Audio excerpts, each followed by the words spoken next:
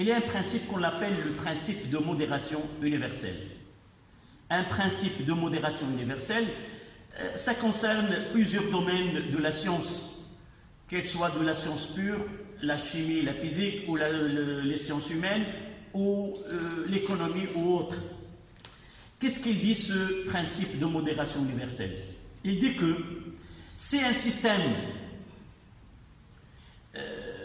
qui a des facteurs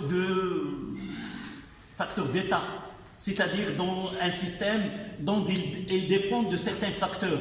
Par exemple, pour être bien concret, dans un système chimique, un mélange réactionnel, nous avons la concentration initiale des réactifs, nous avons la température, donc ce sont des facteurs qui peuvent influencer ce système.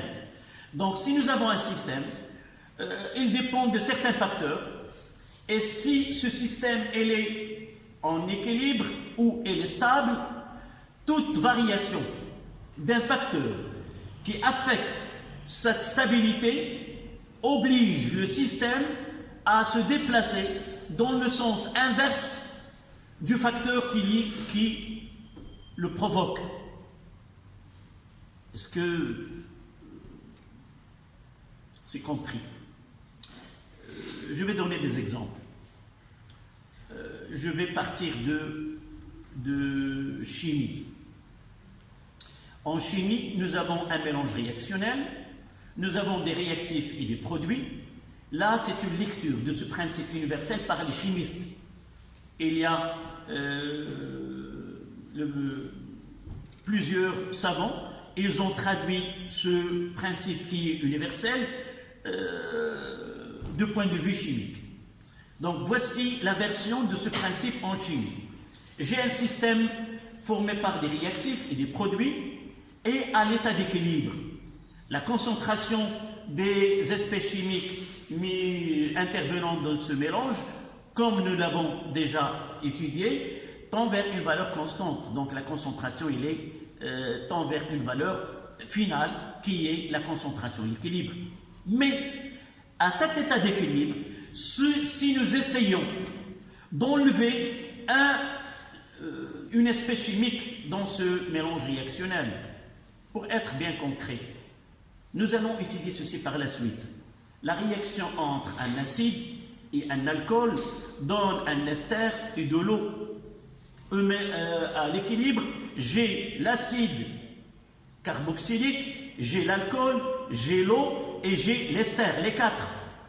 Elle est en équilibre. Si j'essaie d'enlever l'eau, donc l'action c'est quoi? Diminuer la présence de l'eau. Qu'est-ce qu'il va faire le système? Elle va évoluer dans le sens de enlever, elle va faire former de l'eau, dans le sens inverse. Si j'ajoute de l'eau, le système il va évoluer dans le sens de quoi? De consommer de l'eau. C'est ça la vision de ce principe universel vis-à-vis de la chimie. Et on va le voir par Van 't Hoff, par d'autres savants qui ont essayé de traduire ce principe par des lois qui portent le nom de ces savants-là. On n'en parlera pas parce que notre programme ne traite pas cette partie. Revenons à la physique. Le comportement de la bobine. Lorsque la bobine elle est hors circuit, ou lorsque le circuit il est ouvert, en réalité dans cette bobine, dans ces spires, qui est un métal, il y a des électrons libres. Nous avons dit pour le condensateur, ce qui se produit au niveau du condensateur, ce sont les électrons libres qui sont, si vous voulez, évacués d'une plaque à une autre, qui crée cette différence de potentiel aux bornes. Donc le générateur crée ce mouvement des électrons d'une plaque à une autre et qui donne cette UC. De la même façon ici, on va voir le système là, dans la bobine, ce sont des électrons libres. Donc les électrons libres, avant d'établir le courant, sont dans un état, si vous voulez, d'équilibre stable. Ce sont des électrons en agitation thermique. Chaque électron il a une vitesse si nous essayons de déterminer la vitesse statistique, si vous voulez, globale des électrons, on trouvera est égal à 0. Pourquoi? Parce qu'il n'y a pas de courant électrique. Donc, mouvement désordonné, le total, il n'y a pas de courant électrique. Donc, c'est un état. Une fois que j'insère cette bobine dans un circuit, le générateur, il va appliquer quoi? Une tension qui va obliger, voilà, ce qu'on va appeler ce courant, c'est le courant induit. Il va induire ces électrons à prendre un mouvement.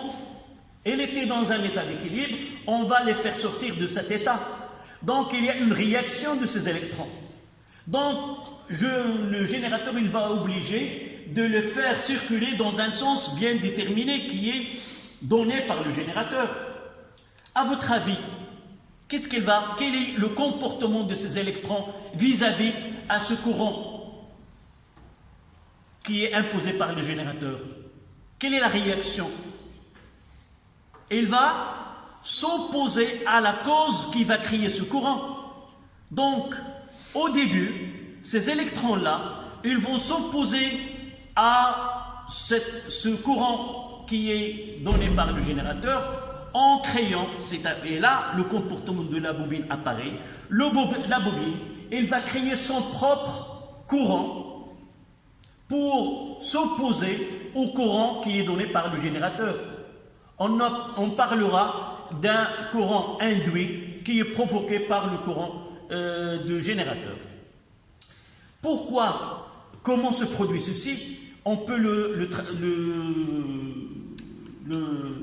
donner par une autre vision, mais celle-là est la plus simple à comprendre. Donc, la bobine, ce courant électrique qui passe, donné par le générateur, il va créer un champ magnétique B, et puisque ce courant passe de 0 à une valeur donnée, donc elle est variable, aussi le champ magnétique créé par la bobine, il va varier de 0 à une valeur donnée. Ce champ-là magnétique, en traversant la bobine elle-même, elle va créer ce qu'on appelle, c'est pas demandé pour vous, elle va créer un flux, et ce flux-là, c'est le responsable de l'établissement de ce courant-là. De façon plus simple, un courant variable qui traverse une bobine donne naissance à un phénomène qu'on appelle le phénomène d'induction magnétique. Induire en arabe التحريض الذاتي بمعنى أن التيار اللي كيعطيه المولد يحرض الدارة على إنتاج التيار الخاص بها. On peut voir cette image-là. Si nous essayons de faire pousser, si tu essaies de pousser ton camarade, comme ça, de quel côté elle va tomber? En avant. Qu'est-ce qu'il va faire? C'est le même principe. Il voit qu'il va être jeté vers l'arrière, il va réagir dans le sens opposé et tomber vers l'avant. C'est le même principe. Donc toujours, il y a ce principe de modération universelle. Donc en conclusion, on va dire que la bobine est le siège d'un phénomène qu'on appelle le phénomène d'induction magnétique. Une fois qu'il est traversé par un courant variable, il donne naissance à un courant appelé un courant induit. Et le sens de ce courant-là, il est toujours de telle façon à s'opposer à l'action qui le produit. Donc si le courant qui produit ce phénomène dans ce sens-là, il va créer un courant propre à lui, ce qu'on appelle l'induction, l'auto-induction. Et ce courant-là, il va s'opposer. Comment il se comporte la bobine? Il se comporte la bobine dans cet intervalle comme une source de courant. Nous avons dans le circuit un générateur et la bobine joue le rôle d'un générateur. Les deux donnent deux courants en sens inverse, donc il n'y a pas d'établissement de courant. C'est pour cela que la lampe avec la bobine tarde à briller. Mais ce courant créé par la bobine, il passe d'une valeur à une valeur qui est donnée.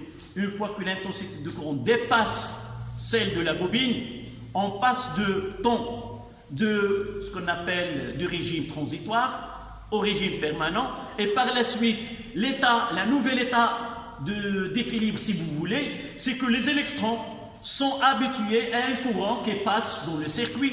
Donc le nouvel état, c'est que ces électrons sont dans un état de courant continu. En ouvrant le circuit, les électrons qui étaient avant dans un état de courant qui circule, c'est l'état à laquelle sont habitués juste avant. Une fois qu'on rompt le courant électrique, qu'est-ce qu'ils vont faire les électrons? Donnez-moi cette explication. Donc l'état, c'est participer dans un courant. Qu'est-ce qu'il va faire? Donc il va défendre, si vous voulez, l'état avant. C'est d'avoir un courant. Donc qu'est-ce qu'il va faire? Une fois qu'on coupe le courant, il va faire produire un courant pour s'opposer à la rupture de courant. Et ce courant-là, pendant une durée donnée, c'est celui qui va laisser la lampe briller pendant un temps. On va le voir, on peut anticiper, c'est le symptôme. C'est le même, on passe d'un régime qui est transitoire à un régime permanent. Et toujours il y a ce régime transitoire nécessite ce symptôme. Sauf que tôt dans ce cas-là, on va voir une autre expression. D'accord, c'est compris? Donc, on passe à l'interprétation. À la ligne, nous avons donné une phrase.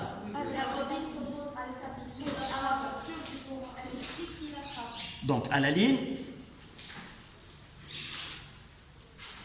la bobine est le siège d'un phénomène physique. La bobine est le siège d'un phénomène physique appelé l'auto-induction.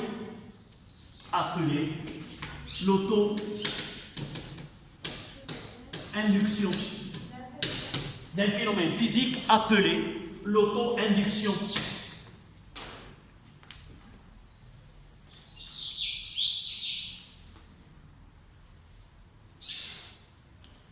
Deux points. Lorsque la bobine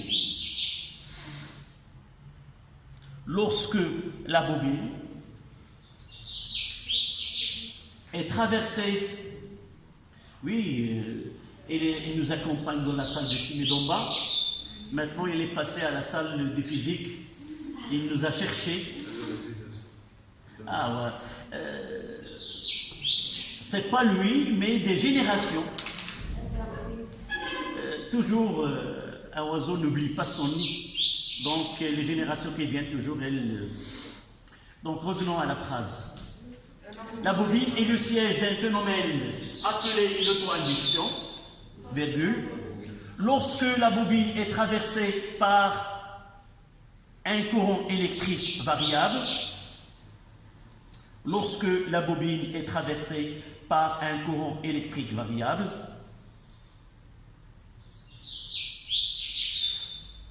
elle produit son propre courant électrique. Elle produit son propre courant électrique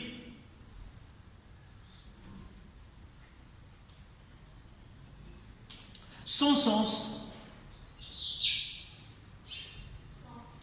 sens est tel qu'il s'oppose à la cause qui le produit. Son sens est tel qu'il s'oppose à la cause qui le produit.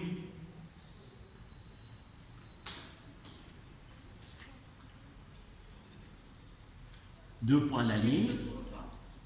Comment? À la cause que le produit. Deux points à la ligne, premier tiré. Lors de l'établissement,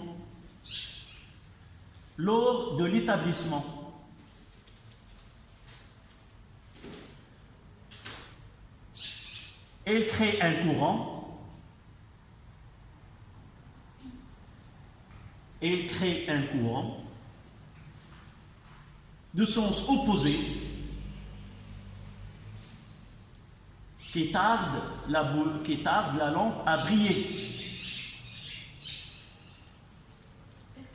Elle crée un courant en sens opposé qui tarde la lampe à briller. Deuxième tiré, qui peut me donner cette phrase en lisant la première? Puisque nous avons commencé par lors de l'établissement, on commencera lors de la rupture. Oui, tu continues. Au cours de la rupture. Allez, continue la lecture. La bobine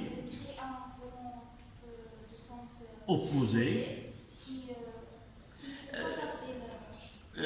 Là, dans la rupture, il n'y a pas de courant. Donc, il va créer son propre courant. Pas de courant, il y a un courant. Donc, lorsque je produis un courant, je pose, je ne laisse pas passer. Lorsqu'il n'y a pas un courant, je produis un courant électrique. C'est lui qui va tarder la lampe à briller avec un retard par rapport à l'autre lampe. Donc, qui peut reformuler cette phrase? Oui. Lors de la rupture du courant électrique, elle va créer La bobine va créer un courant, son propre courant. De sens opposé. Là, il n'y a pas de courant. Pas de courant, elle va établir le courant. D'accord? Pendant une durée donnée, qui tardera la lampe à briller pendant une durée donnée. Donc, lors de la rupture, la bobine crée son propre courant. Lors de la rupture, la bobine crée son propre courant